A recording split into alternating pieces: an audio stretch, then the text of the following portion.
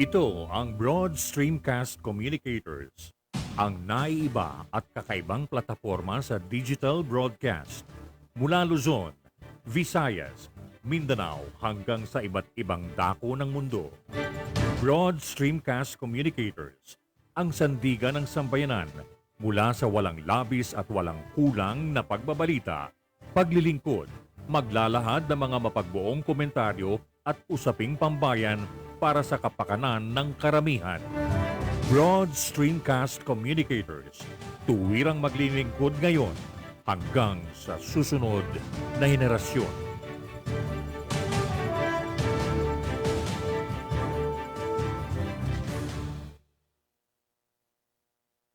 Your Honor, please.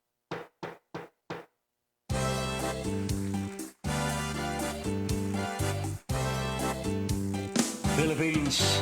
Your Honor, please, pakinggan mo reaksyon at komentaryo. Hihimayin ni Ben Paimon ang bawat isyu. Your Honor, please.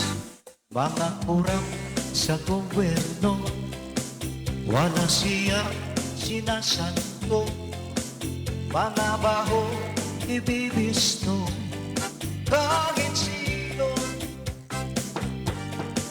Trabaho lang, walang personalan. Ang tamaan, mabubugulan. Komentaryo'y makatotohanan. Dito lang malalaman. Sibing Paipon, inyong samahan. Your Honor, please, inyong pakinggan. Mga isyu sa ating bayan, pag-uusapan. Your Honor, please. Problema ng ating bayan, talakayin, pag-usapan, upang maliwanagan ang taong bayan. Your Honor, please. Your Honor, please, pakinggan mo reaksyon at komentaryo. Hihimayin ni Ben Paipon ang bawat isyu. Trabaho lang, walang personalan. Ang tamaan, mabubukulan.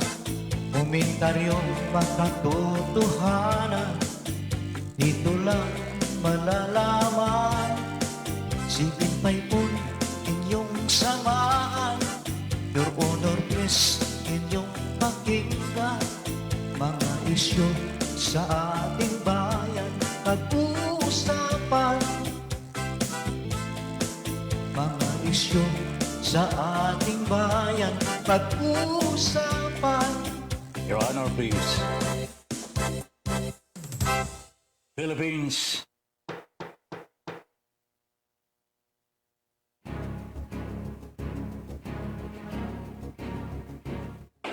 Magkaiba man ang ating pananaw, hindi tayo magkaaway kailanman. Sa dulo, makikita rin natin ang tulay na siyang daan tungo sa pagkakasundo, pagkakaisa, at kapayapaan.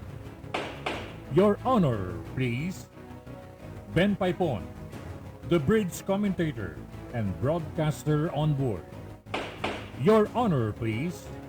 In defense of truth, justice, and freedom.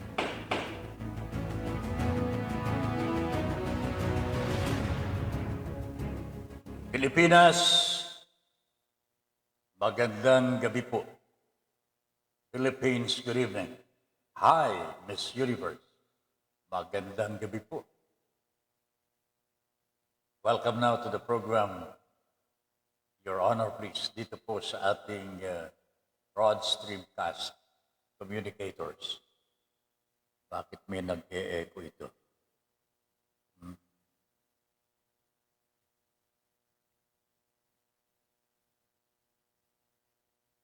Sandali lang ho, ha? At nag-e-echo. Alright. Okay, magandang gabi po sa inyong lahat. Ben Paipon here, inviting you now to join us dito po sa ating Your Honor, please, alas 8 hanggang alas 10 ngayong gabi. Today is October 5. Madami na po ang mga nag-file ng kanilang mga certificates of candidacy and certificates of nomination and acceptance. Pero sa mga pampangulo ho natin, kaunti pa lang. Meron din po mga hindi pa po kakilala, pero nandyan na ho sila. Tinanggap naman po ng COMELEC. Meron lamang po akong isang kumakandidato po sa Quezon City na very popular po for mayor daw po. Kilala po ninyo ito si Mr. Mike Defensor. Ngayon pa lamang ho tinutuligsan na po ng mga taga Quezon City sapagkat maalaala po nila ang ginawa nitong si Mike Defensor at Mr. Marcoleta sa ABS-CBN. ABS-CBN, nandyan po sa Quezon City. Seats of ABS-CBN is in Quezon City. Kanya ho, masama ang loob ng mga taga Quezon City na malamang kumakandidato pala itong si Mike Defensor. Hindi ko po alam kung saan kumakandidato. Ito si Marcoleta ho. Si Marcoleta. Marcoleta. Yan po ang apelido niya, Marcoleta.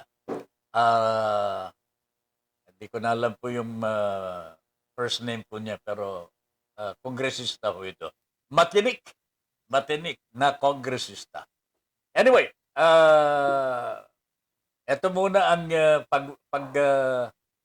pag-uusapan natin sa loob po ng ating Your Honor, please. Itong nangyayari po sa Kongreso, sa Senado, sa Kongreso, at sa Pangulong Rodrigo Duterte. Pero it should be nice to go back to yung mga paboritong kataga, sayings ng mga principal participants po dito sa Parmali investigation sa Kongreso po at saka sa Senado. Nandyan po si Lincoln Ong. Alam naman po ninyo, nasa poder pa rin po ito ng Senado, pero ayan na pong tumestigo daw po. At ang binabanggit po niyang dahilan, ito po, he will no longer attend or participate in Senate hearings as he is violating his company's code of confidentiality. Wow! Code of confidentiality, mga kababayan. Parang si Pangulong Rodrigo Duterte invoking code of secrecy para sa executive branch as one reason po para mag-issue ng executive order banning executive officials to attend public hearings of the Philippine Senate.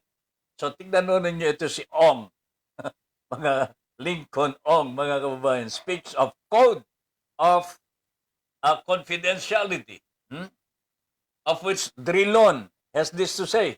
Sabi po ni si Senador Frank Drilon, there is no such thing as code of confidentiality or nothing in the corporation code that justifies the withholding of information. Sa Tagalog ho, simple lamang ho ito. Walang batas na bawal ho na kuhanin ang tamang impormasyon sa tao. And ito ho ang sinasabi ni Frank Drilon, nothing with the corporation code that justifies the withholding of information. Yan, Lincoln Ong. Yan ang kanyang pambato ho, Code of Confidentiality. Para hindi na raw po siya mag-attend. Kanino kaya nila nakukuha ang mga ito? Ito naman po si Twinkle Garganio, yung presidente ng Parmali. Kapatid po ito ni Mr. Bohit Dargani. Ang sabi ni Twinkle, panic attack. I am in a panic attack. Walang niya talaga, no? Hindi ko maintindihan, no? Itong panic attack. Si Crisel, ito, si Crisel. I wasn't on the right frame of mind when I testified before the Senate. Wow, talaga naman. Hindi raw po siya, wala daw po siya sa tamang hulog, nung nandun po siya sa Senado at nag-testify, nagsalita po doon. Pinapalitan ho namin yung mga date ng mga face shield, from 2021 to 2020 to 2021, At ito ay utos ni Mohit Dargani. Yan ang sinabi ni Twinkle, Nang tanungin po ni Mr. Gordon, Crisel, sa tingin mo ba, siniswindle ng Parmali ang gobyerno? Ang sagot po ni Crisel, I think so, sir. I think that is the way it is. Wala hong pressure po yun, mga kababayan. Wala pong pressure. Nothing at all. Ito naman po si Digong. Anong latest na sinabi po niya? Ang sabi po niya sa mga senador, lalong-lalo kay Mr. Gordon, sabi ni Digong sa kanyang meeting kagabi, with his favorite sons sa kabinete. Ang sabi ni Digong, binabastos nyo na kami. Yun Kanya nag-i-issue na po siya ng ban para sa kanyang mga executive secretaries, para hindi na umattend sa meeting ng Senado. Pinakamaganda ho ang sinabi po ni Ma'am Raisa Hontiveros. Ito po ay patungkol sa mga sinungaling o kaya nagsisinungaling o magsisinungaling pa. Okay? Ito ho ang sinabi ni Ma'am Raisa Hontiveros. The greatest pressure is to tell a lie. Simpleng-simple, no? Ang malakas na pressure ay yung magsinungaling ikaw. Magsinungaling ka. But telling the truth is a relief or the greatest relief. Telling the truth is the greatest relief. O, ayun. Naranasan na ho ninyo yan, di ba? Alagay ko naman ho, at one time in your lives, mga kaibigan ho at mga kababayan, at one time in your life, you were confronted with the truth. Gusto ng mga kasambahay po ninyo, gusto ng magulang po ninyo, pagsabi po kayo ng totoo. Yan ang sinasabi.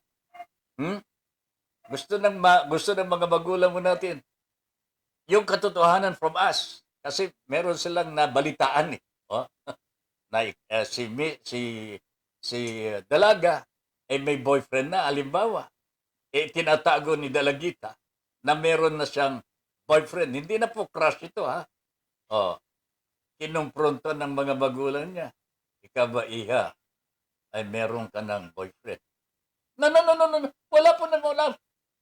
Nagtataas po siya ng boses. Dito po nahahalata na itong Dalagita ay nagsisinungaling.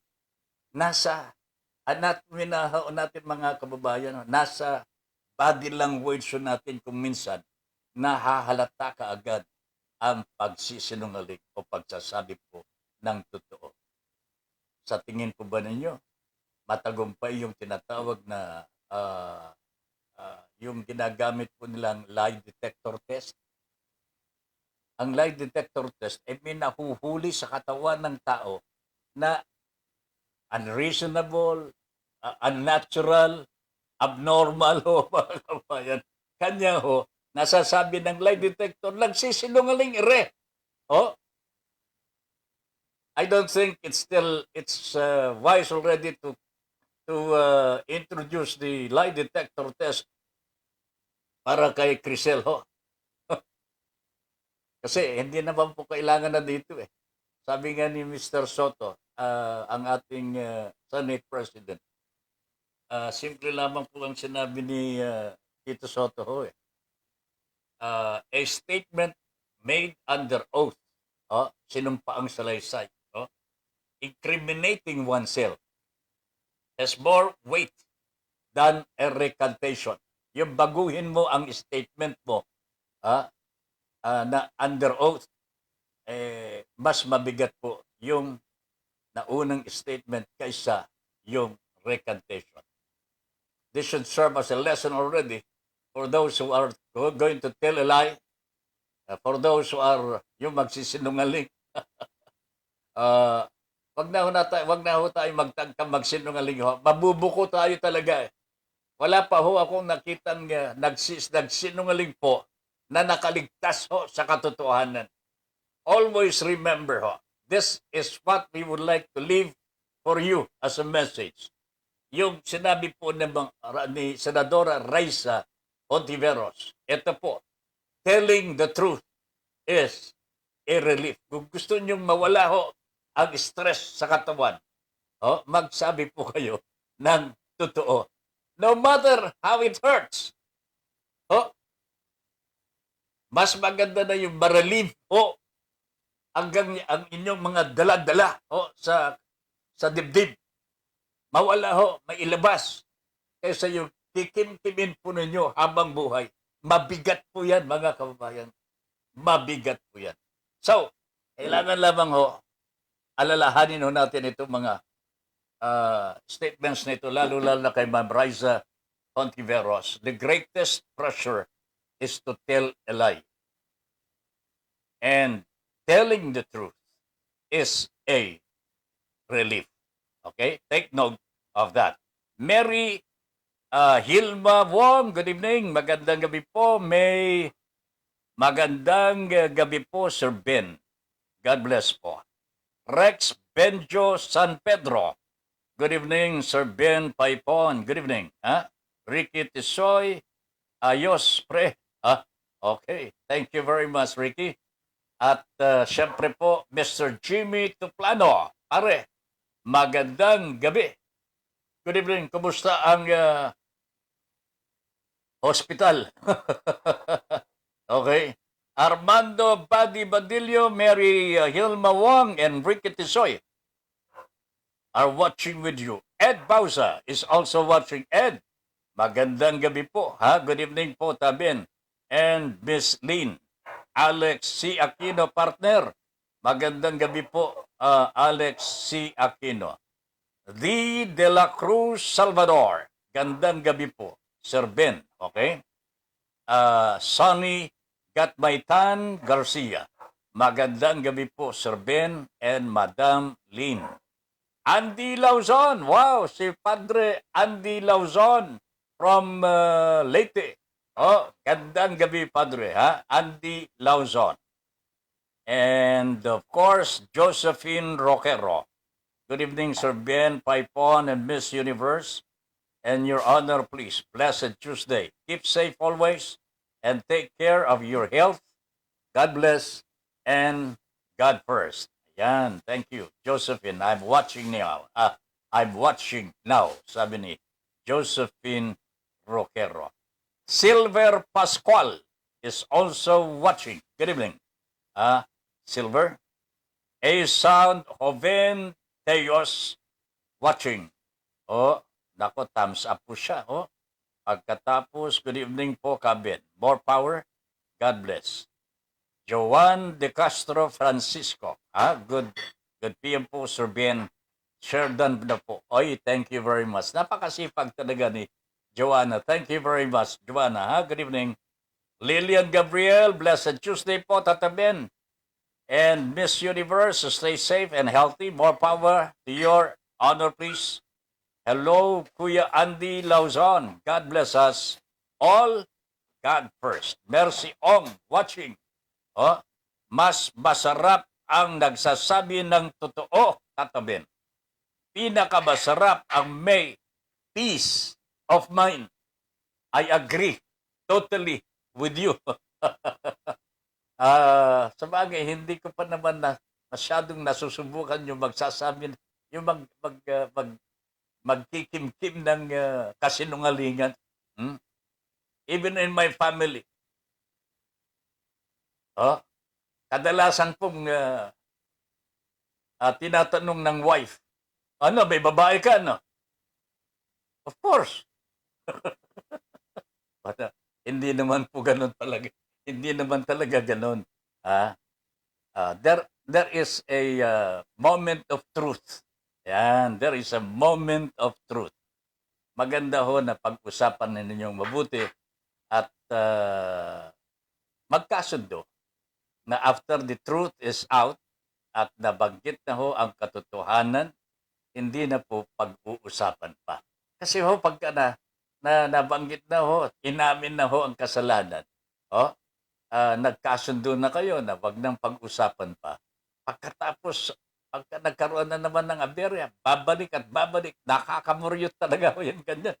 I don't know if this is also, ganito rin po ang nangyayari sa ibang mga napapagtanungan. Anyway ho, you will have your own ways of being fair to your partner, ha? Meron pong paraan yan para maging fair at patas talaga with your partner. Walang damangan dapat, okay? Mercy Ong. Good evening po, Kuya Ben Paipon and Miss Universe. Stay safe po and God be with you always. Ayan. Dan sharing na po, sabi ni Lilian Gabriel. Joanna de Castro Francisco, Ma'am Lilian, ano oras na po yung program mo? Di ko po na matapatan eh. Ang programa ni Ma'am Lilian ay Sabado at Linggo, alas 10 ng umaga hanggang alas 12, yung libreng kaalaman. Yan, ni Ma'am Lilian. Okay, alas 11 hanggang alauna, kantanghalian po pagka Sunday. Okay? Joanna, approve na? Nailista mo na ba yan? Okay. Mercy Ong, mahirap, napakalungkot ng buhay. Grabe. Bakit to, Ma'am Mercy? Bakit malungkot ang buhay mo? Wala si Mel? Always remember, sabi ni Lilian Gabriel, the truth will prevail. I know this. Alam po ng lahat ito, kanya nga lang, iniipit kasi. May dahilan po sila para ipitin, katulad ni Crisel. Gusto niyang itago ngayon ang katotohanan, pero nasabi na po niya. Wala na talaga ito. Ito si Lincoln Ong. Lincoln Ong ng Formally. Anong sabi ho niya? Code of Confidentiality. Ayaw niyang magsabi ng katotohanan. Anong nangyari? Arestado, nakulong. Yan. Yun eh. Ito ho, mga kababayan. Going to the more serious part of our discussion today. Gusto ko po sanang pansinin ho natin itong ginagawa ni Digong, si Mr. President. Nag-issue na po ng memorandum circular para sa kanyang mga cabinet secretaries at yung mga opisyalis na pinatatawag po ng Senado tungkol dito sa Formally. I think Digong only wants yung mga executive niya na involved dito sa Formally ang wag nang mag-attend. Pero others, okay lang naman eh, walang problema. Bakit po sa Formally lang Mr. President ka pala? Nakapagtataka ho ito, mga kababayan. Ang dami naman pong komite ang Senado Pero malaya ang mga komite na magsagawa ng mga pagdinig in aid of legislation, except yung Blue Ribbon Committee ni Mr. Gordon. Bakit Anyway, alam na po ninyo kung anong dahilan, But this is the more serious thing about this, mga kababayan. The President is imposing something that is totally unconstitutional. Hindi po si Ben Paipon lamang nagsasabi po nito, sapagkat hindi naman po tayo abogado, hindi naman po tayo a member of the framers of the Constitution. Pero you do not have to be a lawyer to know the extent of the executive privilege. Kasi napapag-aralan naman ho ito eh. So ano pong ginagawa ni Mr. Digong ho dito mga kababayan? He is taking upon himself the power para mapigil po ang isang equal branch of government na magsagawa ng kanilang duties and responsibilities to the people. Binibigyan po niya ng yung hindi niya pinapayagan na magampanan ng kahalintulad na branch of government ang tungkulin po nila sa taong bayan according to the Constitution. So this is the issue here of the memorandum circular ng Pangulong Rodrigo Duterte. Pinipigil po niya, pinagbabawalan po niya ang kanyang mga cabinet secretaries na mag-attend sa hearing na ginagawa ng Senate Blue Ribbon Committee. Ito po, specific po ito mga kababayan para sa Senate Blue Ribbon Committee. Ano ang gustong ipahiwatig ng Pangulong Duterte ito sa kabila po ng decision, judgment already on this issue by the Supreme Court? Patatandaan nun ninyo mga kababayan, nag-issue na po ng judgment ang Supreme Court nung questionin po ang kahalintulad na circular panahon pa ni Gloria Macapagal Arroyo. Nagsalita na po ang Korte Suprema po dito. Hanggat ang pinag-uusapan walang kaugnayan sa national security, sa diplomatic matters, or secrets of the executive department, hindi po pwedeng pagbawalan ng presidente ang kanyang mga cabinet secretaries to attend public hearings. Especially if the hearing has a compelling reason for public interest. Itong issue sa Pharmaliho, mga babayan, it's all about corruption in the government. Dapat ho, tanggapin ng Pangulo sapagkat sinumpaan po niya ito eh. Pangako niya po sa taong bayan, lalabanan natin ang korupsyon. Just a whip of corruption. Galit ako dyan, sabi po ng Pangulong Duterte. Pero iniimbestigahan ng Senado ang korupsyon na nangyari po between Pharmally and PSDBM. Bakit po siya nakikialam dito at ipinagtatanggol ang Pharmally? Itong kumpanya ng mga komunistang in-check na involved po dito sa corruption na ito. So ano gustong palabasin ng Pangulong Duterte ho dito? Yan ang matindi pong issue tungkol dito sa memorandum ni Mr. Digong. There is already a jurisprudence here. Hindi na po kinakailangan pa ang mga senador na pumunta uli sa Korte Suprema. Pero kung ito ay kailangan ng mga senador, kailangan po ng Senado, pwede naman po siguro magpunta. Pero kalabisan na ho ito mga kababayan. Meron ng jurisprudence po dito. Ibig sabihin, meron ng naunang desisyon ng Korte Suprema tungkol dito. Kalabisan na po na katukin pa po natin ang Korte Suprema.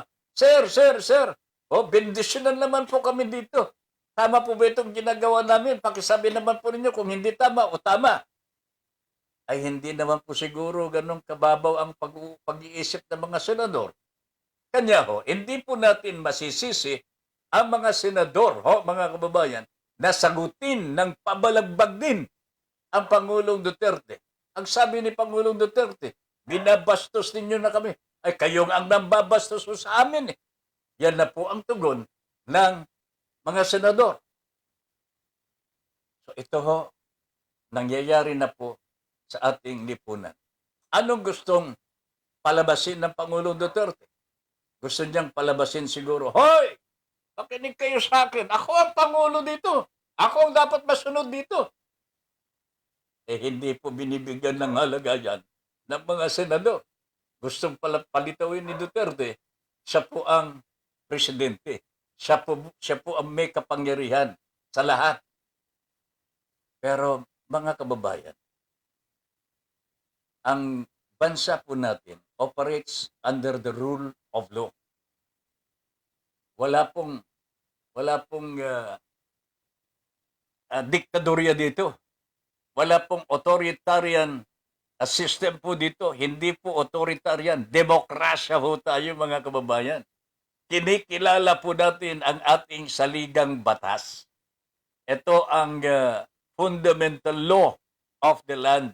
Oh? At ito po ang umiiral. Pinanumpaan ng bawat opisyal ng gobyerno ang sumunod sa ating saligang batas.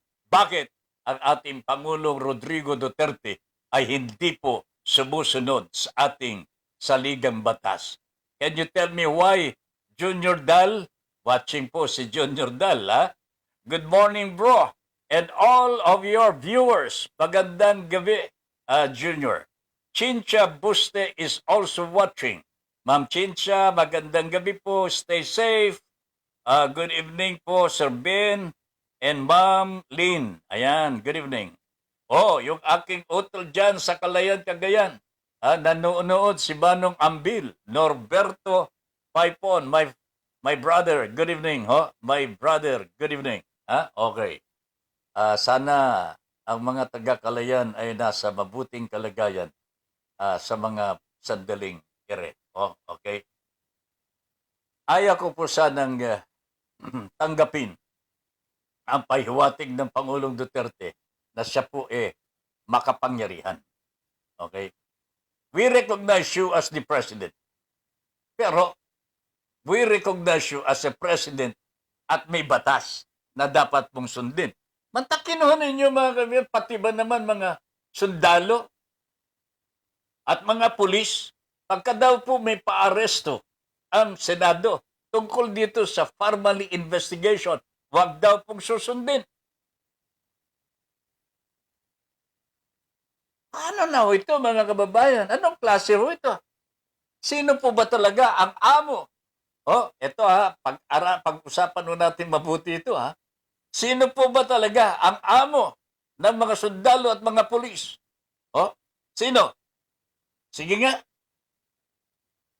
Who do you think is the real boss of the police and the soldiers?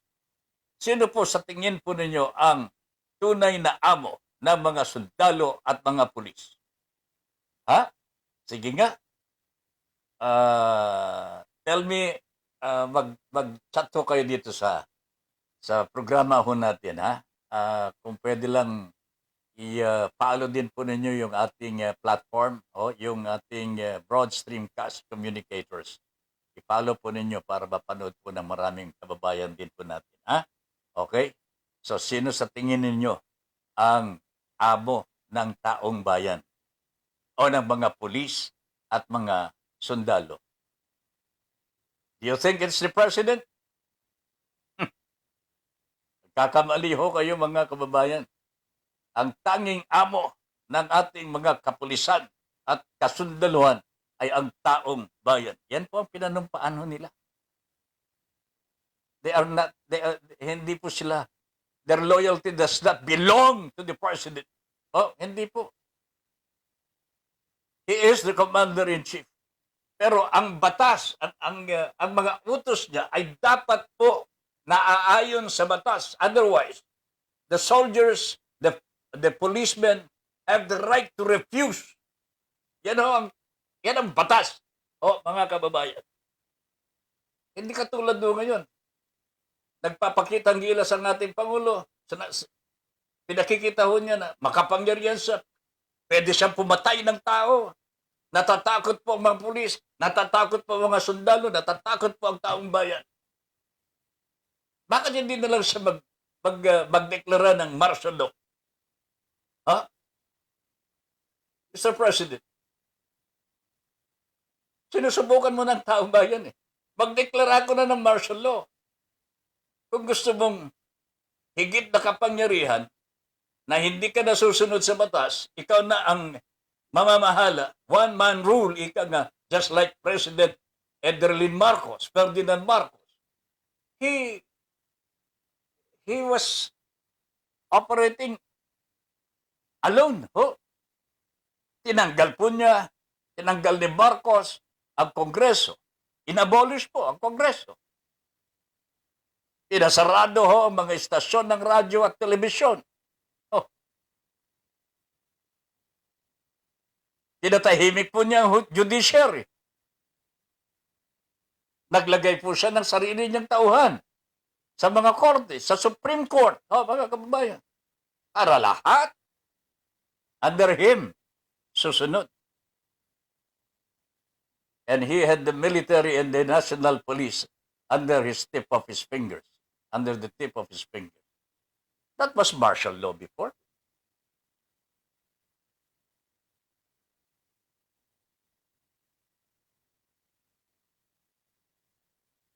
Kaya nga po mga kababayan, nagawa ni Mr. Marcos ang lahat ng gusto niyong gawin dito sa Pilipinas. From killing people, from stealing from the coffers of the government, lahat nagawa po niya. Napatunayan na po ng mga korte natin yan. Ang lalaki po ng ill-gotten wealth ng mga Marcoses po. I mean, Ferdinand Ederlin Marcos and Mrs. Imelda Romualdez Marcos. Yung mag-asawa, conjugal dictatorship. Jesus. Pagkatapos yung anak ko nila, nandiyan na kakandidato ulit. To regain daw po the power. Taong bayan po, mga kababayan po namin. Masyadong masalimuot po ang naging kasaysayan ng ating bansang Pilipinas sa panahon ng panunungkulan ng mga Marcoses. They sought to revise history. And they almost succeeded po, mga kababayan. They almost succeeded. And they continue this revisionist idea until today. Kanya nga po, kumakandidato ito si Bongbong Marcos for president. Pero, naniniwala po ako sa mga nakakatanda po ngayon at buhay na buhay pa po, saksi nitong mga nakalipas na mga panahon under the dictatorship of Mr. Marcos na hindi na po karapat-dapat sino mang Marcos na maging Pangulo ng ating Republika. Because that would be another disaster po. Asensya na po, mga kababayan. Nagdeklara na po, nag-file na ng Certificate of Candidacy itong si Mr. Marcos. Siya lamang mag-isa. Hindi ko alam kung meron silang kasunduan with the President. The President today, Mr. Duterte. Kasi nananahimik po ang Duterte clan. Hindi natin alam kung ano ang kanilang binabalak sa mga final days of the certificates of candidacy. Hindi ko po alam. Hindi po natin alam kung ito si Sara Duterte ay bigla na lamang pong kakandidato o kaya Marcos at saka Sara Duterte or Sara Duterte, Bongbong Marcos. Pagka ito nangyari mga babayan, disaster talaga ang bayan natin.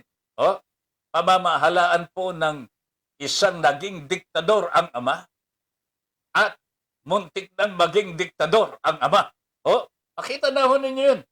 Ang dami-daming mga Pilipino ang namatay sa rehimen ng dalawang mga leaders po natin. Buhay pa po si Mr. Duterte ngayon. Kanya nga inuusig po siya ng ICC.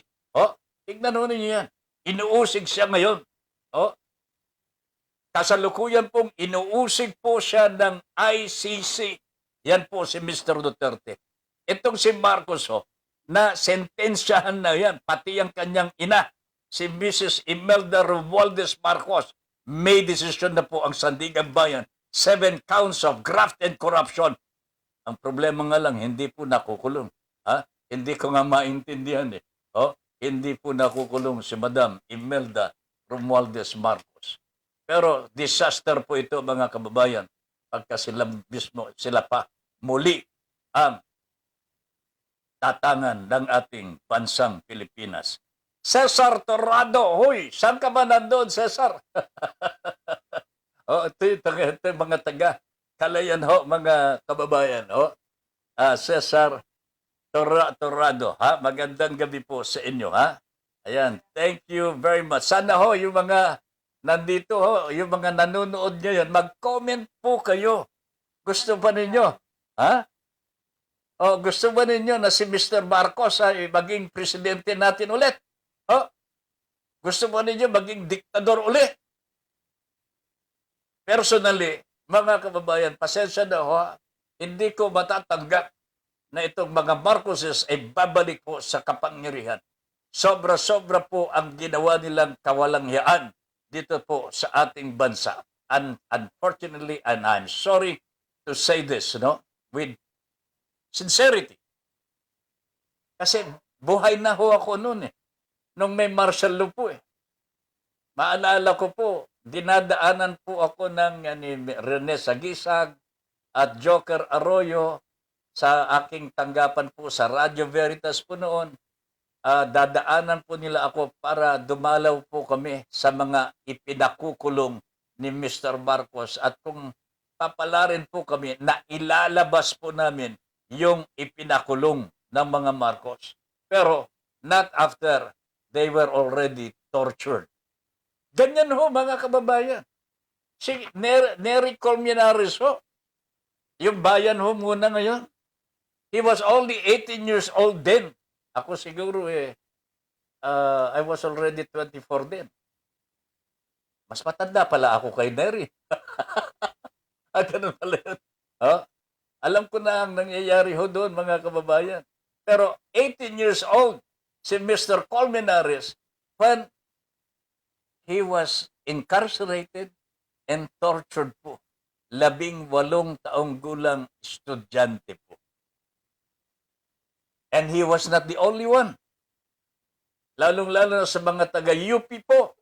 Alam po ninyo, kilala po ninyo ang mga colleagues ninyo, mga schoolmates po ninyo na dumanas po ng kalupitan ng dictatorship ni Mr. Marcos. Okay? Etong si Mr. Duterte ho siguro inabot po siya ng hiya. Hindi niya magawa na magdeklara ng martial law. Probably because he does not have real grasp sa kanyang mga militar at ang mga kapulisan. Wala po siya nun. Wala po siyang total grasp of the military and the police. Kanya, nagdalawang isip po ito. Hindi po niya ginawa. Nagpapakitang gilas na lamang po siya in his last term, so mga kababayan, sa panahon na malapit na ho ang kanyang pagtatapos ng kanyang termino. Pinakikita na lamang po niya ang yabang ho niya. Oh, pero wala na ho ito mga kababayan. Huwag na po ninyong sundin, lalong-lalo na mga ating mga sundalo at mga pulis. Pinagsabihan po kayo na huwag ninyong susundin ang Senado kapag ka nagpatawag ho o nag-issue ng warrant of arrest sa mga taong hindi po sumusunod sa kanila. Tandaan ho ninyo, yung kautusan ng Pangulong Duterte na yan ay labag sa ating saligang batas. Pagka kayo ay nagkamali, kayo po ang mananagot ho dyan. Okay? Yan po ay para sa mga sundalo ho natin at mga kapulisan. Alam ko pong alam ni Mr. Cesar Torrado ito sapagkat abogado na ho ito eh. Ha? Ka Cesar, magandang gabi. Chincha, Bush, never again po, Sir Ben. I say it again also. Never again to martial law. Mga kababayan, mga kaibigan po namin. Never again to martial law. Ha? Okay? Ayos. Ay nako, eksakto, 9:00 na po ng gabi po. Meron palang nakalimutan ko pong sabihin sa inyo. ito pa lang si Crisel. Oh, si Crisel. Grace Mago ng formally. Ito yung nag-recant, yung bang nagpalit ho ng kanyang statement po sa Senado. At tandaan po ninyo, ito'y makukulong talaga ito, ho, mga kababayan, kung pagpupursigihin ng Senado ang kanilang kapangyarihan po tungkol dito sa kay Crisel Mago. No matter what the President will say, ho, mga kababayan, hindi po pwedeng ipagtanggol o kaya ilabas sa kulungan ni Mr. Duterte itong tauhan ng Parbali kung ito po ay makukulong. Kanya kung ako si Crisel Grace Mago, mag-isip-isip kang mabuti, iha. Oh, mag-isip-isip kang mabuti. Sa ngayon, you are in good hands sa mga kongresista. Oh, at maybe sa iyong kumpanya ang Parbali. But once they are through with you, Crisel, makinig ka mabuti. Pagka sila po ay tapos na sila sa pangangailangan sa iyo, ganyan ang inchik eh. Alam ni parang Jimmy ito eh. Ang inchik ho, pagka nakuha niya ang kanyang gusto sa iyo, tapos ka na. I do not know if you're a Chinese or a Filipino. Pero yung pangalan mo naman mukhang Pilipino eh. Pilipina. Kaya sinasabi ko na sa iyo, pagka nakuha nila ang gusto nila sa iyo, tapos ka na. Nasa mabuting lagay ka ngayon sapagkat kailangan ka pa nila at hindi pa nila alam kung ano ang gagawin talaga sa iyo. Tandaan mong mabuti yan, Crisel. Sana ho, kung hindi nakikinig si Crisel at meron siya mga kaibigan na nakikinig po sa atin ngayon, pagsabihan na po ninyo siya. Kasi nakakaawa ho ito eh. Pagka nawala na ho na, wala nang kailangan pa ng mga in-check sa kanya. Kahit yung mga kongresista na, even the President of the Republic of the Philippines, magtatapos na ho ang termino. Pagka natapos po ang termino na at umuwi sa Davao, ito si Mr. President, kilala ka pa ba niya? Ayan. Oh. Nagkamali ka siguro ng pinili. Binibigyan ka na ng witness protection ng mga senador. Hindi mo pa kinuha. That should have been the time for you to make a decision right for you and your family. Unfortunately, nagkamali ka. Pero tandaan mo ito, Crisel. Oh? Ang ugali ng mga insect, pagka nakuha nila ang gusto nila sa iyo, tapos ka na. Wala ka ng kakwenta-kwenta. Hindi ka naman nila kaibigan eh. Kaibigan ka ba nila? Kahit kaibigan pa mo eh. Walang malaliman na pakikipagkaibigan ang mga insect sa kanila. Negosyo lang. Tama? Kaya itong si Ka Isko ho, Isko Moreno, nagkukunwari wala po siyang mga supporters ng mga Chekwa. Sir, Mayor, Yorme, anong pinupuntahan mo dito sa Binondo, Manila? Oh? Oh? Saan ka nagkakape? Sa Manila, meron ka palang ano dyan, ha? Meron ka palang special coffee shop, oh? Na exclusive sa iyo. At ng mga kaibigan mong komunistang in-check, oh? Yan po si Ka Isko Moreno, ho, mga kababayan.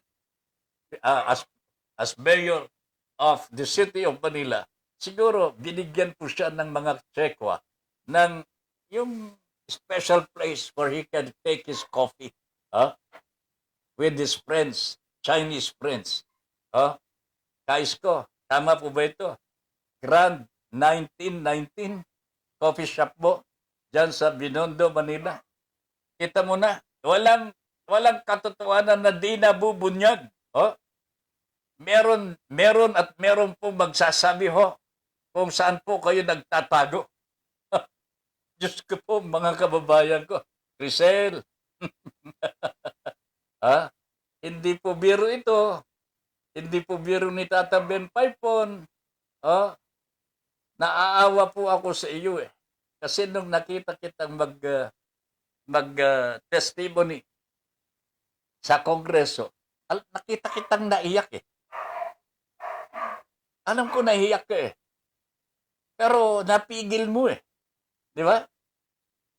Pero why should you have cried? Dahil nagsabi ka na po ng totoo? O hindi ka nagsasabi ng totoo? Crisel, naisip mo ba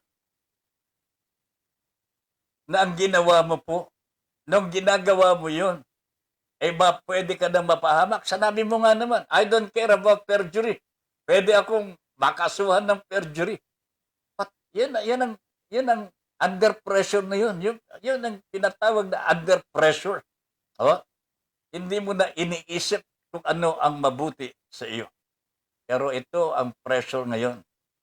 Sa ngayon, hindi mo nararamdaman na galit sa iyo ang mga in-check. Oh? Hindi sila nagpaparamdam na galit sila sa iyo. Pero tandaan mo ito, nadungisan mo na ang kanilang kumpanya. To them, yan ang pinaka-masama. Pero nandiyan ka pa rin sa kanila, hoping against hope na mapatawad ka nila, pero they will never forgive you. Kongreso, wala nang pakialam sa iyo pagkatapos nila eh. Pagka natapos na si Pangulong Duterte, tapos na ho sila. Wala silang attachment to you. But your attachment is supposed to be with your family sa formally. Pero nadungisan mo sila eh. So ano mangyayari? You are going to be left all by yourself. Very bad. Pero kung tinanggap mo ang Senado, yung witness protection program na ino-offer ng Senado, ay nako, relieved ka na. Siya nga pala, abunti ko nang makalimutan. Oh, ito ang sinabi ni Crisel Pai, na siya raw po ay tinamaan po ng COVID while he was in hiding. Eh, hindi naman po nagtatago ho daw po. Hindi naman po nagtatago. Nandiyan lamang, hindi nga lamang po makita. Kita rin yan. Hindi nga lamang po makita. Kahit ang NBI ang naghahanap, hindi po siya nagtatago. Pero hindi po siya nakita. Alam niya talaga, no? Ito ang sinabi po ni Crisel, ho.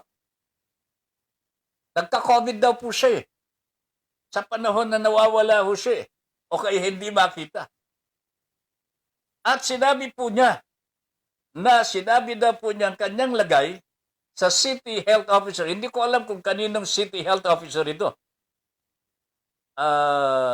Hindi ko alam kung taga-saan si Crisel eh. Pero hindi po ba protocol ito? Health protocol ito?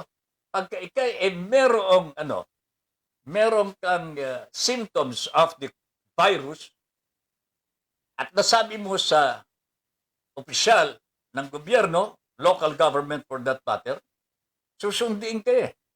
Ilalagay ka sa kwarantina or you can go there yourself pero hindi ka papayagan na makahawa. Di ba? Bakit wala hong sumundo sa kanya? Was she telling the truth or not? Siya po ba'y nagsasabi na may COVID siya? Na siya po ay nagtapat sa opisyal ng gobyerno natin? Kung nagsasabi po siya ng totoo, bakit walang sumundo sa kanya? Again, this is a lie. Oh, mga kababayan. Coco Giovanni Pinuela is watching. Good evening. Junior Dal Marcos Law at Duterte Law. Ang tawag dyan ay Junior Dal, TikTok. Marcos at Duterte Laws. TikTok. I love this. Kokok, Joanny Pinuela, watching. Ha? Good evening, Tata Ben. Good evening po to all. Ayan, good evening din po, Kokok. Ha? Good evening. Edgardo Simon, pati anak ni Bongbong ay ipinakikilala na ngayon at kakandidatong congressman. Naku po, talagang gagawin ng mga Marcos lahat para makolekta ang nakaw na yaman o hidden wealth na naka-freeze ngayon sa mga hukuma, sa mga bangko sa iba't ibang bansa ayon sa utos ng mga hukuman. Yan ang dahilan kung bakit nila gusto mabalik sa kapangyarihan bukod sa baguhin ang pagkasulat ng kasaysayan ng martial law. Very bad. Oh? Yan po ang sinabi ni Mr. Edgardo Simon. These Marcoses really are out to revise history. Alam po ba ninyo nung kumakandidato si Bongbong kalaban ho ni Madam Leni Robredo? Hindi naman umubra kay Leni ito eh. Hindi naman umubra talaga eh. Ay, anong gawin niya? Hindi nanalo ito eh. Oh? Pero campaign po nila, inihikayat nila ang mga kababayan po natin na kapag nanalo sila, magbibigay po sila ng mga pera, kaperahan. Marami daw po silang pera at gusto nilang ibalik sa taong bayan ang mga pera na nakuha po ng kanilang ama at ina nung sila po ay nasa katungkulan. Tingnan po ninyong panlilinlang ng mga damuhon na ito, mga kababayan. Kung may pera pala, bakit hindi ibigay na lang? Bakit gagamitin po yung perang nakauho nila para mabalik sa pwesto at magnakaw ulit? Ano ba ito, mga kababayan? Magpapaloko ba tayo ulit? Never again. Yan dapat ang sagutin at dapat ito'y umaalingaw-ngaw, ho? Never again marinig ng mga Marcoses na hindi po gusto ng taong bayan ngayon na sila po ay makabalik pa sa pwesto ko. Okay. Junior Dal, Crisel Bago, nang nasa Senado ay talagang Pinay nang napunta sa Kongreso. Naging inchik na. May bayong na sa ulo. Oo nga naman, ano? I thought that she was really Filipina. Mahinhin eh. Oh? And there was no pressure at all from the senators. Kasi parang dalagang marikit eh. Di ba? Parang hindi po nadahuhulugan ng karayom po eh. Hindi ko nga alam kung ito po may asawa na, may anak. Hindi nga mahalata eh. So parang ang tingin ko sa kanya, uy, napakabuting tao naman po ito. Oh? Nagsalita ng totoo. Yung bang tunay nga siguro Pilipino ito, hindi inchik ito eh. That was my impression, mga kababayan. Kumbaga she was defending the Filipino more than yung mga bossing niya na mga inchik. Kasi mali nga talaga ang kanilang ginagawa. Kanya, nagkalakas loob na magsalita ng katotohanan. Can you imagine? Sasabihin po niya sa Senate hearing, ang nag-utos po sa akin, sir, si Mohit Dargani. Sino yun? Ari ho eh. Oh. Nagawa po niya yun. Because she was telling the truth. Pero nung after that, may offer na ang may offer na po ang Senado. Mas matindi po ang offer ng kabila. Kamatayan na ho yun eh. Pagka hindi ka sumama sa amin, hindi ka na mabubuhay pa. I thought that was the condition ho. Kaya sumama po sa Kongreso po ito, mga kababayan. Because I'm pretty sure, nakausap po niya ang kanyang mga bossing. During those days na wala po siya, inkomunikado po siya, imposibleng hindi po niya nakausap ang kanyang mga bossing. Ginamit po ng mga formally people ang Kongreso sa udyok ng Pangulong Duterte. This is my on making na ito, mga kababayan.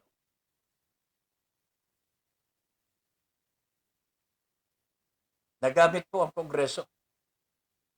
But I'm telling you ho, kaugalian po ng mga negosyanteng in-check.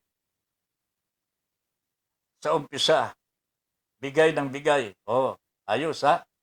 Bigay ng bigay. Dito ka ha, Yorme. Dito ka sa Juan Luna. Dito ka magkape-kape. Libre. Wala kang gagastusin dito. Marami ka pang makakausap dito, mga negosyante. Ayan.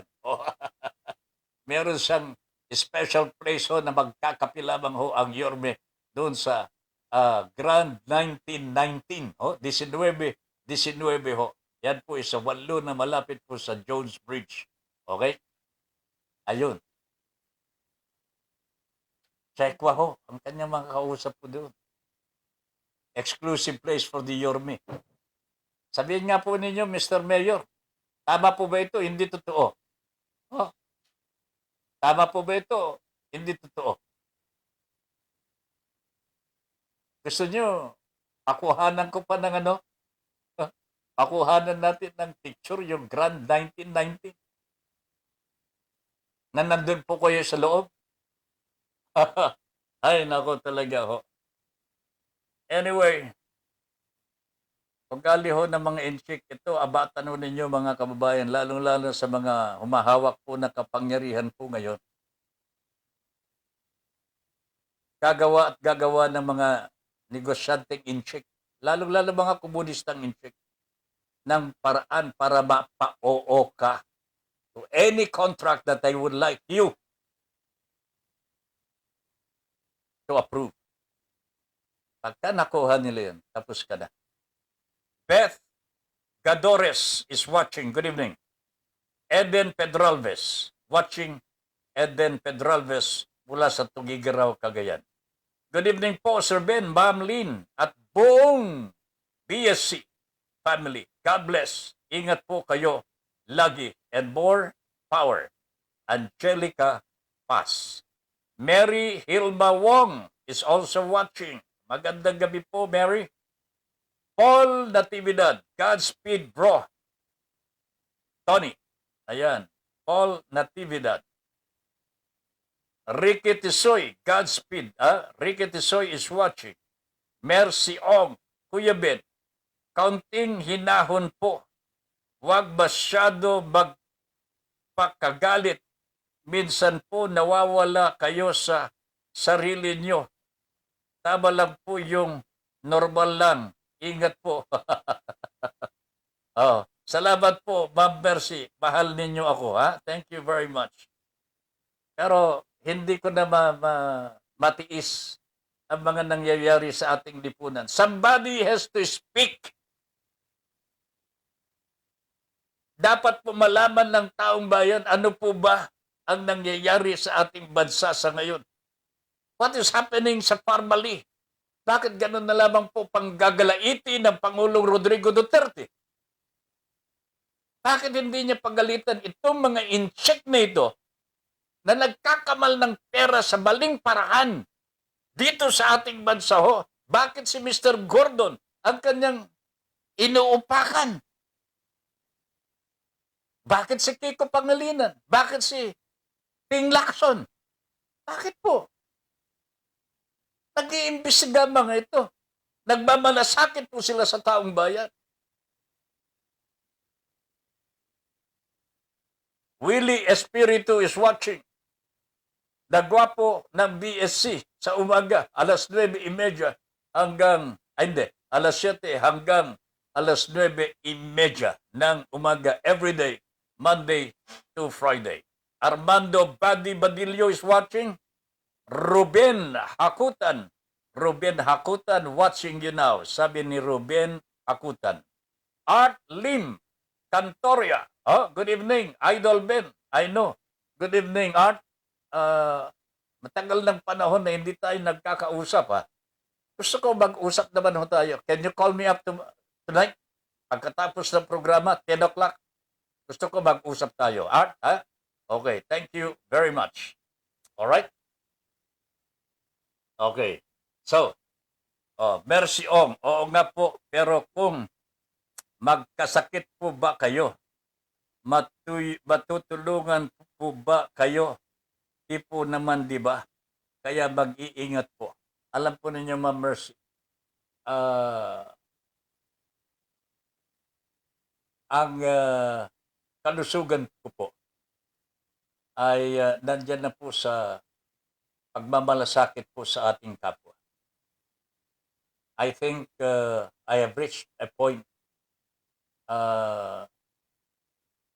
na ubusin na po ang natitirang hininga para sa paglilingkod bayan. Sa tingin ko po, I have done so much already. But that so much is not even enough to satisfy what God wants us to do for our people. Oh. Naintindihan ko po ito eh. Kasi nararamdaman ko po eh. Huwag mo nating tipirin ang pwede nating magawang tulong sa ating mga kababayan. Huwag po. Ibuhos na ho natin hanggat may panahon. Hanggat may pagkakataon po tayo na gumawa ng tama para sa ating kapwa. Ito ang kalulugdan ng ating Panginoong Diyos. Hindi po tinitipid ang Diyos. Buhos po dapat. Kasi buhos din po ang kanyang pagmamahal sa atin. Okay?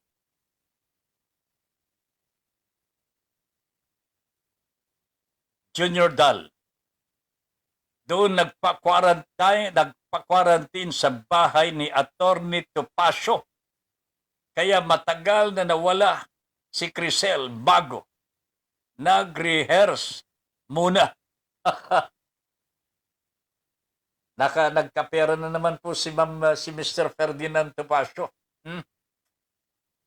Mr. Topacio, attorney, ho? Balato naman dyan. Pero hindi na ako ihingi ng balato. Nakakapandiri ho yung ganyan. Nakakapandiri ho. Galing sa masama. Ed Pausa. Pero sabi ng mga bugok na DDS, dinayad daw ni VP Leni itong si Bongbong noong 2016 election. Hindi pa rin sila makapaniwala kahit na nagkaroon ng recounting sa ibang lugar na inirereklamo ng kampo ni Ma'am Leni. Ay kampo ni Marcos na merong naganap na dayaan. Nako, alam mo Ed, magkalaban yan si Bongbong at saka si Leni, di ba? Ang magkakampi, Duterte at Bongbong, di ba? Kalaban nila si Ma'am Leni. Paano makapandaya ho si Ma'am Leni? Kasi nasa puder pa si Noynoy noon. Ganun po ba yun? O ngayon, nagprotesta si Bongbong. Okay, tapos na. Di ba? Tapos na yung, halimbawa, nakapandaya talaga. Okay? Nagprotesta si Bongbong. Presidente na si Digong. ang komposisyon ng Korte Suprema, siyempre, kung hindi man po kabuuan ang side ang Pangulong Duterte, meron na pong impluwensya sa Korte Suprema. Kahit sabihin mo natin wala, basta presidente na siya, di ba? Okay. Eto na ngayon. Tumagal ho ang protesta. Hinimay talaga ng Presidential Electoral Tribunal ang Korte Suprema ang namamahala ho dito. Hindi politiko ang mga ito, ha? Pero nandyan, nakamasid po ang ating Pangulong Duterte, di ba? Alam po niya na may protesta ho. Ang pinagtataka, una, pinabayaan ni Digong. Ito si Marcos. Di ba? Pangalawa, hindi kinampihan ng Korte Suprema si Bongbong. Obviously ho, mga kababayan. So, dalawang malalaking institusyon yan. The Presidency and the Supreme Court. So, anong sasabihin po ng mga kapanalig ho, mga loyalista ng mga Marcos, na nandaya ho si Leni Robredo, when dalawang institusyon, Executive Department at saka Judiciary, ang nagpasya po. Panalo si Leni Robredo. Ano niyo sasabihin niyo, nanalo si Bongbong? Sa guni-guni lamang po ninyo yan. Ayaw lamang ninyong tanggapin na talo ang inyong manok. Kasi ayaw na ngang tanggapin ng Filipino people ang mga Marcoses dahil po sa kanilang ginawa ng mga nakalipas na mga panahon. I think that is the truth. Ed, di ba? Pare, Ed Bausa, sir, di ba, hindi pa po ganun ang nangyari. The Supreme Court ruled against the Marcos, against Mr. Marcos, against Bongbong Marcos, declaring Leni Robredo as the winner. O anong masasabi ni Bongbong? Hindi po ba official yan? Bakit sasabihin mo? Para kang si Trump eh. Nakaupo na si Biden, ayaw pa niyang tanggapin. Nagpa-file pa ng mga kung ano-anong protesta. Sa Amerika ito si Trump. Bakit ho? Kasi gusto po niya na mananatili ang kanyang pangalan ho sa mga butante because meron siyang balak ho na gagawin sa 2024. Kakandidato uli si Trump. Ganyan din po ang ginagawa ni Bongbong Marcos. Kaya ito mga loyalista ni Marcos, niloloko lang ho kayo ni Bongbong. O baka naman naniniwala ho kayo sa kanya. Kasi gusto rin niya siya manalo. Ayaw niyo tanggapin ang katotohanan. O, ayaw niyo tanggapin ang katotohanan. Nakakaya naman ho kayo. O, Robin Hakutan, okay. Idol, Sir Ben. Thank you, Ben. Katukayo, ha? Mr. Hakutan. Josephine Roquero is watching. Sabi ni Ed Bausa, yes, sir. That's the truth of the matter. Okay, so you agree, ha? Talagang agree. Pero talaga wala naman pong ibang pupuntahan dyan, eh. Marcos, natalo si Marcos, oh. Wala na, walang. It was the Supreme Court that decided the case. Ay, with finality, ho. Walang, ya talaga. All for one, Junior Dal. Once for all. People must unite. VP Leni for President. Oh, si Junior Dal yun, ha? Hindi po ako yun. Pero mukhang okay yun. Junior Dal, maraming salamat. Ulitin mo, ha?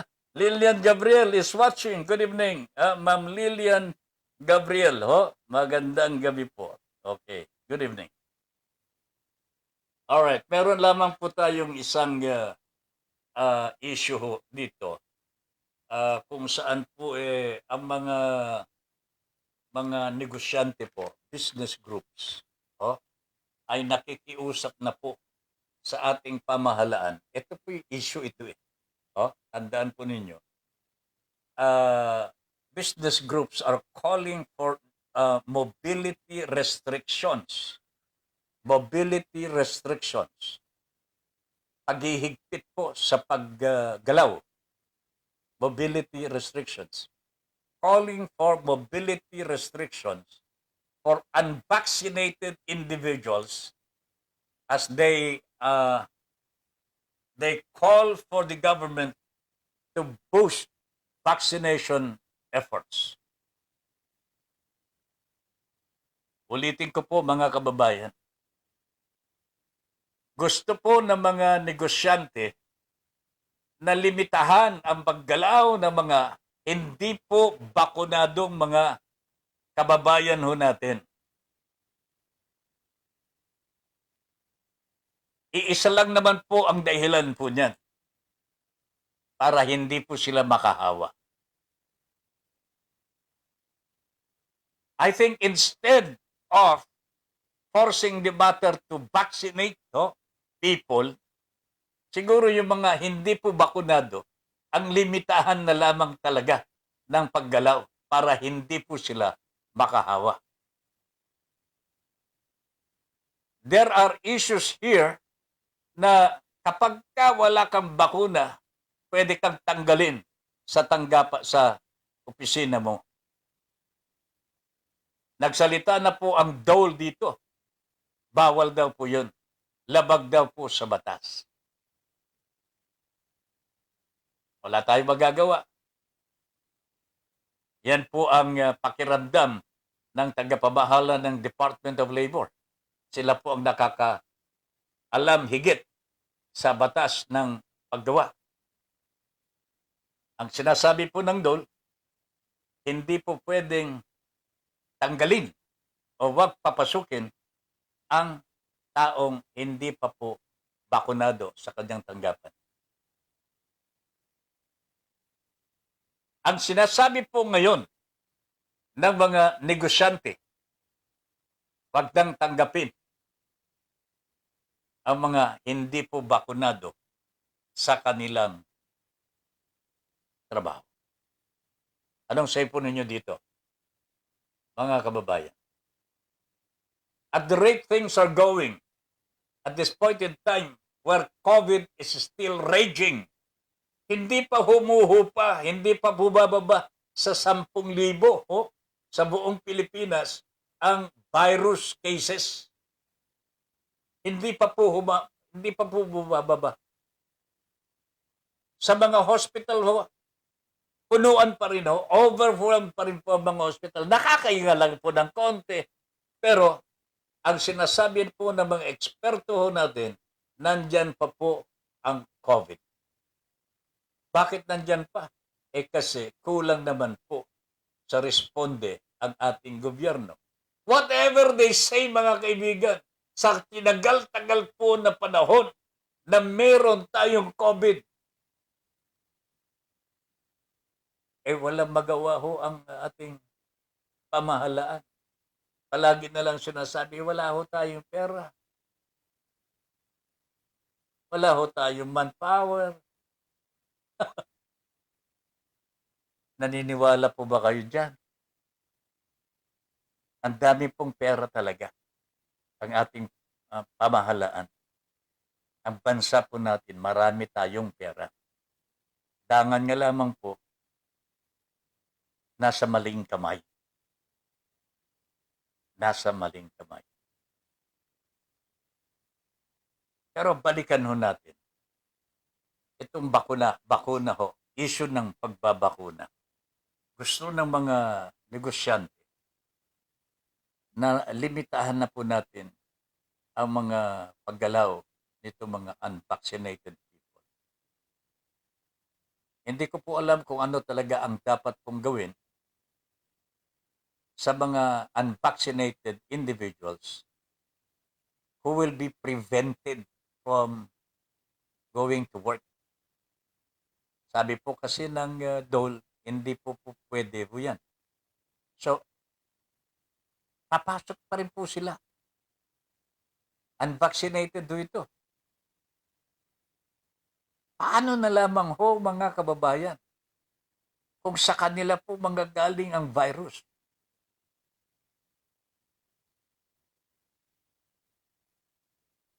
What will be our defense who have undergone vaccination already?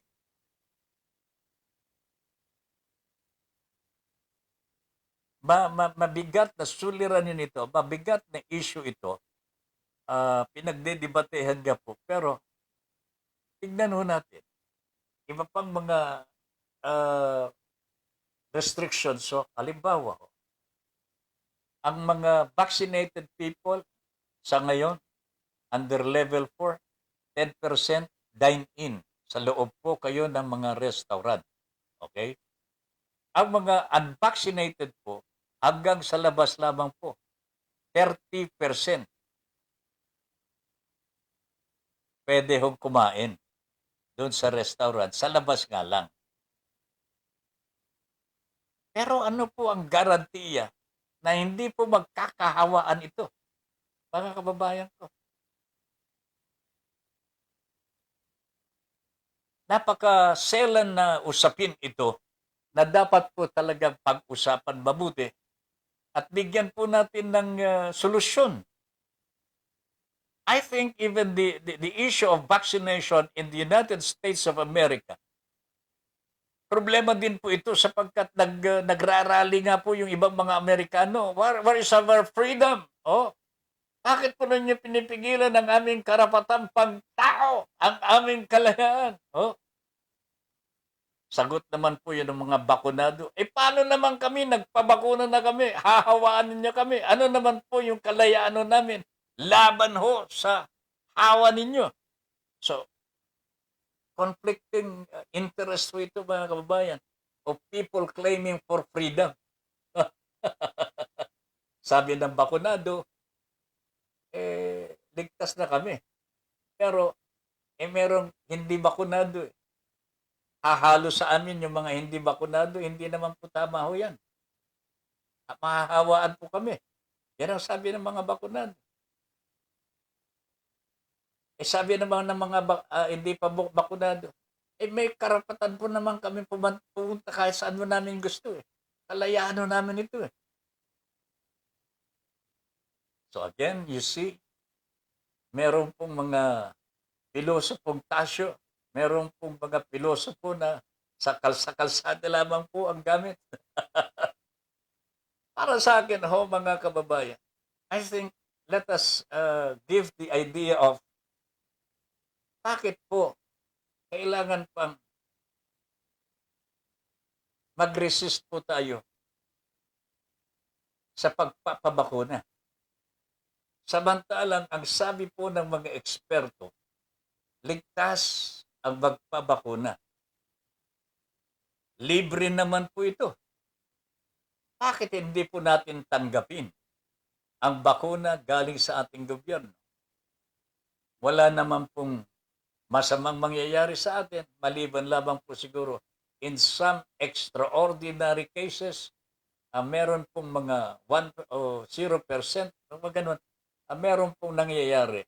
Even the vaccinated individuals, may nangyayari po na bakunahan na, fully vaccinated na po, nagkasakit, namatay. Ilan po sila? Meron pong nangyayari. Exception to the rule, ika nga.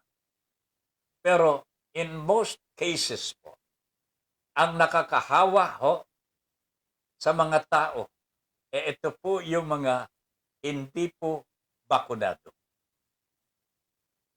That is a fact. Kanya ang mga negosyante, napakarami po nila, 16 pong mga negosyante clubs ito, mga kababayan, of businesses, ang nananawagan po sa ating gobyerno. Gawan na po ng paraan na ito mga hindi pa po nababakunahan, nabakunahan na po. Okay? Bakunahan na po. Otherwise, let us restrict their movements. Pero hindi naman po nakakapagpasya ang ating gobyerno tungkol dito. Dahil ayaw naman po yata gamitin ang utak ko nila. O baka naman, magandang pagkakakwartahan ng COVID. In which case, pagkaganyan po ang mentality ng mga namamahala sa atin, aabutin po tayo ng siyam-siyam. May COVID pa rin po tayo. And that's the worst part of being a Filipino. We will have a COVID virus for the next 10 years or even more. Diyos ko po tayo, makakatiis po ba kayo dito? Ha? Decisiveness is what we need today. Lalong-lalo na, hindi lang naman bakuna ho ito eh. Napapakinggan ko po si Mr. Duque kanina. Nagsasabi ho, minsan lamang po sila nag-testing. Oh? Sa matagal ng panahon, nag-testing at nag-tracing. Ipinangangalandakan niya, sa maraming paraan na kami nagte-testing. Wala lang testing ho eh. Walang tracing po eh. There is no such thing as massive testing and tracing sa panahon ng pandemyang ere. Ganon din po ang vaccination roll. Hindi naman po nakapagbakuna ng tuloy-tuloy sapagkat wala naman pong bakuna po eh. Wala pong dumarating. At walang nakakasapat na supply ng bakuna na dumarating dito sa ating bansa para mabakunahan na po yung mga manggagawa na hindi pa nababakunahan. Mga kababayan po natin na hindi pa nababakunahan. Isama na po natin ang mga kabataan, mga minor de edad. Pero bago tayo pumunta ho sa mga minor de edad ho, mga kababayan sana, itong mga manggagawa natin na hindi po nababakunahan, dapat ito ang mga unahin ho natin. Yung mga may edad na ho, na hindi pa po nagpapabakuna, ito po ang unahin natin dahil sila po ang nakakahawa talaga because they are the ones mingling with people. Di ba? Ito naman pong ating gobyerno ngayon. Hindi naman po ginagampanan talaga ang kanilang tungkulin. Yung dapat po nilang gawin. Increase testing, tracing, para malaman ho natin saan nandiyan ang virus na yan. Hindi eh.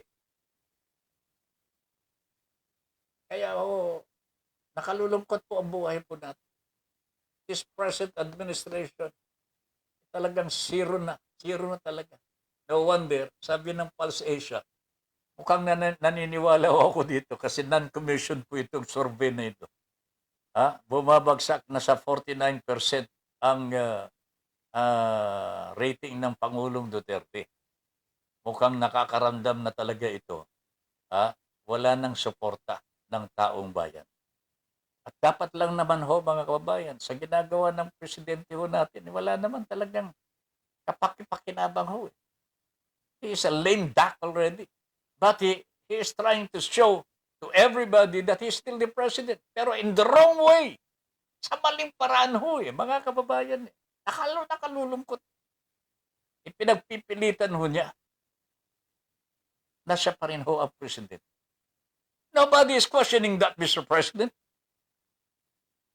Ikaw pa rin ang presidente, pero wag mo namang gawin tanga ang mga Pilipino sapagkat nag-aral din ang mga iyan. Wag mong sabihin prosecutor ka, abogado ka, you know the law. Hindi mo alam ang batas eh. Bong Feniza, good evening Tata Ben and Ma'am Lynn. Tama na. Enough is enough. Wag naman nila gawin tayong mga Pilipino bobo at tanga. Ayun. Malinaw pa sa sikat ng araw ang anomalya na kung hindi involved si PRRD, bakit hindi hayaan na lang niya na tumakbo ang ginagawang hearings ng Senado?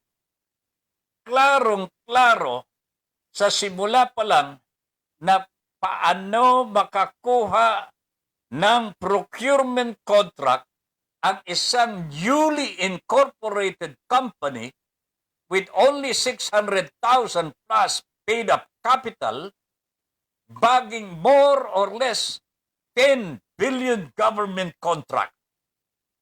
Yan po ang sinasabi ni Bong Feniza. tinalakay ko rin ng kaunti sa programa ko ang tungkol dyan dahil hindi ko na matiis sa dami ng naghihirap na kababayan natin, lalo na ang mga biktima ng COVID-19 virus. Sana nanahimik na lang si PRRD, Digong. Hindi yung halatang halata na prinoprotektahan niya si Yang. Grabe na, Tataben. Huwag nating hayaan magpatuloy ang ganitong klase ng liderato para sa kapakanan ng ating mga anak na mga bagong henerasyon. God bless us. Bong Tenisa. Thank you, Bong. Dapat hindi lamang ako ang magsasalita tungkol dito. Continue your work, my friend. Ipagpatuloy mo ang ganitong uri ng pagtalakayo sa mga issues.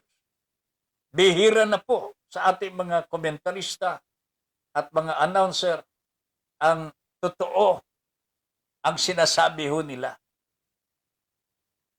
Tungkulin natin ito sa ating mga kababayan. We who have the capacity to tell the truth because we make the research. Nagre-research po tayo eh. Tama yung sinasabi ni Bong. Anong hindi alam ng Pangulong Duterte na itong family, bagito lamang ho ito. At 600,000, 625,000 pesos ang paid up capital to be exact. Oh, 625,000. Makakuha ng 11.8 billion pesos contract with the government. Paano mangyayari ito, Mr. President? Aha, the answer is very clear. Mom, di po ba sa isang video, ipinakilala ho ni Mr. Michael Yang, kaibigan ng Pangulong Duterte, ang mga kasama po niya sa family. Tama? Yes. Nandun ang Pangulong Duterte. Marunong magsalita ng Tagalog si Michael Yang. Pero nung nandun po siya sa Senado, meron siyang interpreter. Ayop din, ano ha? Ayop talagang pagpapanggap ng in-check na ito. Sa paano ngayon masasabi po ng Pangulong Duterte na hindi po niya alam na nakuha na ng family ang kontrata mula sa PSDBM? Nandun si Michael Yang. Nagtapat na yung bata niya. Pera ho ni Michael Yang ho ang ginamit ho namin. Ang liwanag ho eh. Kanya nanggagalaiti po ang Pangulong Duterte sa mga senador ho natin. Dahil natutukoy na nila. Kung talagang katulad po ni Bong Tenisa at inyong abang lingkod po at mga kasama po natin sa BSC pa. Nandyan si Parang Willie. I do not know if he ever discusses this matter sa kanyang programa. Si Parang Selbaysa, Sa mga komentaristang katulad ho namin, na nanonood at nagmamasid, makikita ho ninyo, kasi nakita na po namin, na yung mga dots na lumitaw ho sa pagdinig sa family. Kapag ka pinagdugtong-dugtong mo ngayon ito with a line, ito, katulad dito mga kababayan. Papunta na ho sa Malacanang eh. Papunta talaga sa Malacanang. Wala hong ibang daan. Hindi na po dadaan sa EDSA ho ito. Hindi na po dadaan sa MacArthur Highway ho mga kababayan. Diretso na po sa JP Laurel. Ha? JP Laurel na ho ang dadan. Nag-shortcut po. O, di ba? Ay, lang niya talaga. Oh, walang niya talaga. Mary Hilma Wong. Oh, magandang gabi po, Sir Ben. God bless po. Ha? Ma'am Mary, good evening. Rex Benjo San Pedro. Good evening, Sir Ben Paipon. Ayan. Oh, okay. Hero Robregado, Padre, magandang gabi sa iyo. Good evening. Mapapanood po niyo mapapakinggan po niyo si Hero sa kanyang programa po sa Radyo Pilipino everyday, Monday to Friday, alas 5:30 ng umaga. Oh, ayan. Elisa, teka, mukhang wala nang baterya ho itong cellphone natin, no? Elisa Patino, good evening po. God bless. Gloria Merilias Gondran. Ito, PDP laban ho, na totoo.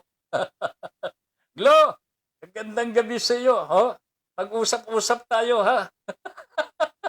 Nakakaawa ng PDP laban natin. Kinakaawa ho ng mga kusi-kusi. Ha?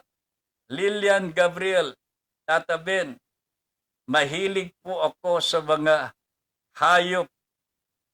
Dog lover po ako. Saan po ba ako makakabili bukas ng hayop na inchik? Gusto ko magbenta. Baka kumita naman ako. Pamigay ko ayuda sa taong bayan. Pakikuan mga ito, wala na ho yatang pangalan nito, wala na yatang baterya. Oh. Naghahanap ng hayop na aso. Ay, hayop na inchik. Eh di, ano kaya? Hayop na inchik. Wala na, meron bang ganun? Siguro nga meron ho, mga kababayan ko. Siguro nga meron. Ha? Ay talaga ho. Ricky Tisoy and Lilian are worth watching. Nanonood po sa ating programa. Ayan. Uulitin ko lamang ho mga kabayan po. I-like and follow naman po ninyo ang ating platform. Ito po yung Broad Streamcast Communicators para mapanood po ng mga kababayan din natin. Mel, tama po kayo dyan, Tata Ben. Lahat sila mga bastos at walang galang. Iisa na lang ang nakikita kong mabait at magalang. Walang iba kundi si Junjun. Junjun. Si Junjun, kapag may nakita siyang may uupo, kusa na siyang tumatayo. Really? Sino itong si Junjun, Mel? May pakulo ka na naman, ano ha? May pasabog na naman ito siguro si paring Mel Rodelio Militante. Ha? Si Junjun daw po ay mabait at magalang. Pagka meron pong uupo, kusa na siyang tumatayo. Ha? Sino kaya itong Junjun na ito? Ha? Sana ho dumami pa ang kanyang tribo. Sabi ni Lilian Gabriel. Ayan. Sino kaya itong Junjun? Baka naman meron akong hindi nabasa dito na may clue kung sino itong si Junjun. Sino kaya? Oh? Mr. Mel Rodelio Militante, magtapat ka nga sa akin. Supply me with the missing ingredient. Okay. So, I think yan po ang mga kaganapan ho ngayon. Bong Fenisa, I thank you very much for the comment. Napakaganda ang komentaryo mo. At sana isama mo na ito sa programa mo pagka Sunday. try to make allot ka ng segment or important items that have to be explained to the Filipino people. Makatulong tayo sa ating mga kababayan. Okay? Katulad nito, si Bongbong Marcos po, alam naman ninyo, si BBM ay nag-file na po ng kanyang certificate of candidacy at tila po ay papayagpag na ho ito. Hindi na po siguro mapipigil maliban lamang kung meron pong istorya na mangyayari sa pagitan po ng mga Duterte at mga Marcoses. Sa tingin po ba ninyo mga kababayan, Bong, Mel, meron kayang istorya ho na hindi pa po natin nalalaman na maaring mangyari hindi po ngayon na filing of certificates of candidacy kung hindi sa substitution process. And we have until November 15 para dito. Maraming nagsasabi na baka pwede nang tanggalin yung November 15 para wala nang abuso-abuso. Pero this is a law already. Ito po panuntunan na po ng COMELEC. Kanya we have to live with it. Siguro sa susunod, pwede nating baguhin na ito. But that will be another year, another time, and another case. But in the meantime po, tayo ho magmamasid ho. Kasi it is possible na merong mga gagawin itong mga Marcoses at mga Duterte ho na hindi po natin nalalaman. Isipin po ninyo, sasabi na po ang mga ni Mr. Duterte, wag kayong mangdadaya ho sa halalan. Pakukulong ko kayo. Tapos, meron pong mga, kunwari, napakabuting tao na ho itong si Mr. Duterte ho. Ito yung mga pamamaraan ho ng mga gustong manlanse ho. Gustong manglinlang sa kanilang mga kababayan. They pretend to be very, very good already. Parang nagbago na ho sila. Pero in the end, same color. Kaya wag ko tayong paguguyo ho, mga kababayan. Wag ko tayong panilin lang. Sabi po ni Mel Rodelio Militante, si Junjun ko po yun.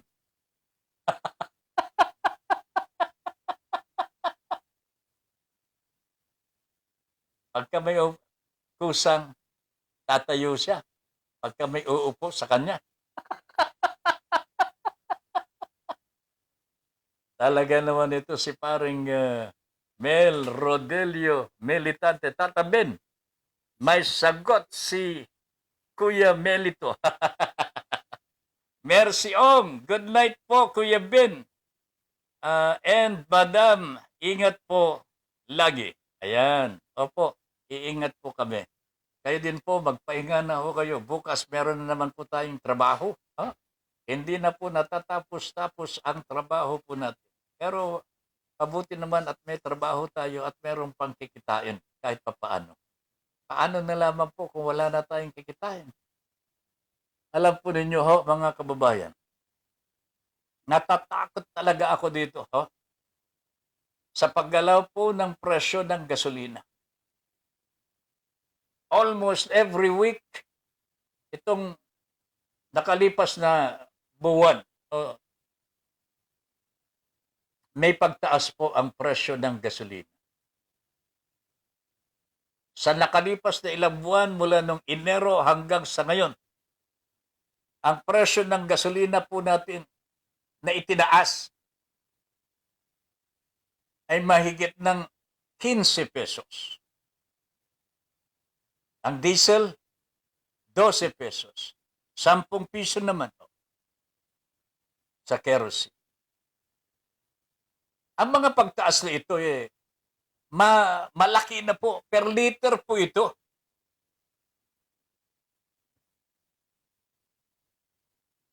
₱10 per liter. Napaka bigat daw ito, mga kababayan. Masakit po dito pagka tumaas ang presyo ng gasolina, susunod lahat ang mga prime commodities, pati public services.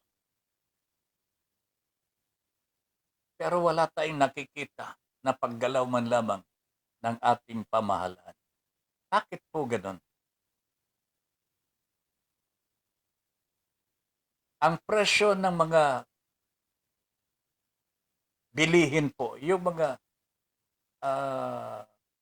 higit na kailangan ng taong bayan, pagka tumaas po, kahit sentimo lamang ang mga ito, sa Amerika, magagalit po ang mga Amerikano. Matindi po ang consumerism po nila doon. Eh dito sa atin, wala hong gumikibo eh. Abatan ho ninyo ito, mga kababayan. This is going to be a crisis. Malaking krisis po ito kung hindi po masasawata ng ating pamahalaan, kung wala po silang responding favorable sa taong bayan, mabigat pong pasanin po ito sa hinaharap.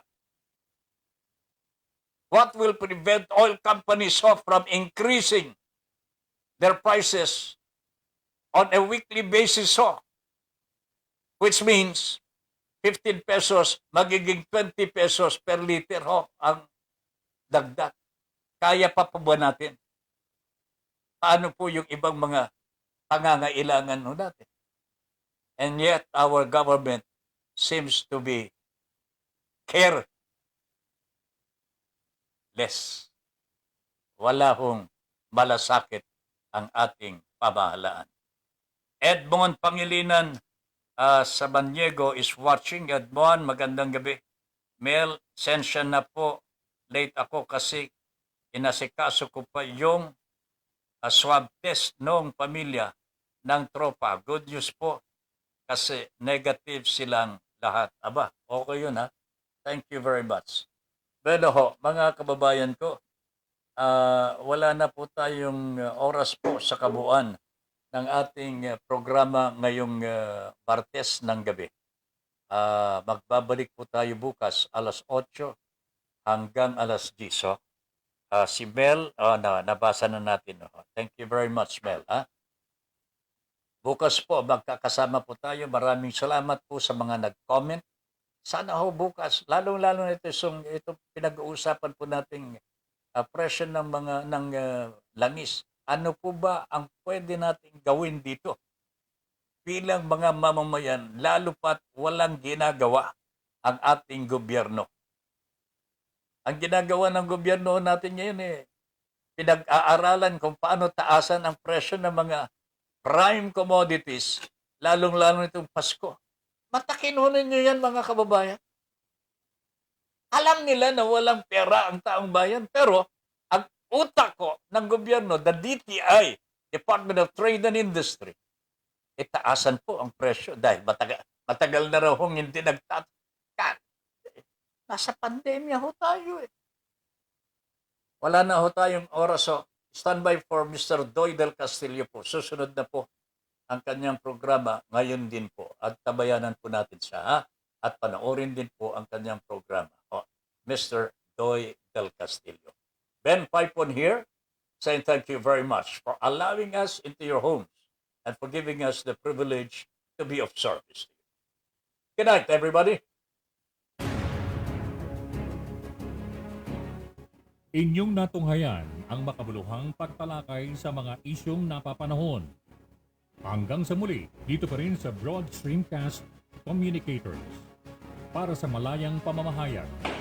Your Honor, please. Maraming salamat po.